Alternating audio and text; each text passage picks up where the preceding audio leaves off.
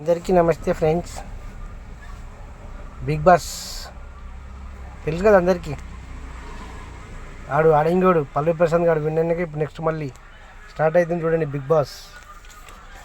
అగ్ని పరీక్ష అని కొత్తగా అంటే ఇంతకుముందు నాగార్జున గారు పెడుతుండే, ఇప్పుడు నవదీప్ గారు, శ్రీముఖి గారు, మొన్న రన్నింగ్ రాజా అని బతలాడుకోమని ఒక లేడీ జడ్జి చెప్తే పోయి తనను బతలాడుతుంటే తను అంటది కదా, కొడతాను, చెంపపగలు కొడతాను, దూరంకి వెళ్ళి మాట్లాడు అంటే ఈజ్ ఎ కామన్ మ్యాన్.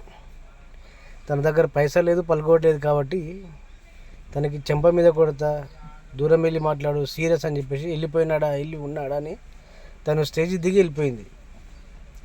అలాగనే ఉప్పల్ బాలు వచ్చేసి అందరూ షాక్ అయ్యారని చెప్పేసి సడన్గా ఎంట్రీ ఇస్తాడు కాబట్టి అది ఆయనది రొటీన్ డైలాగ్.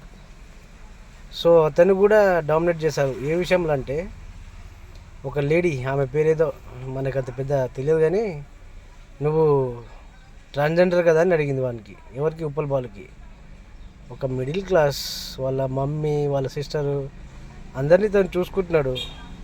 మీకు ఇష్టం ఉంటేనేమో పిలవాలి అగ్ని పరీక్ష. తను ఎలా చేశాడు, ఎట్లా చేశాడు అనేది తను బిగ్ బాస్ హౌస్లోకి వెళ్ళినాక చూపించుకుంటాడు.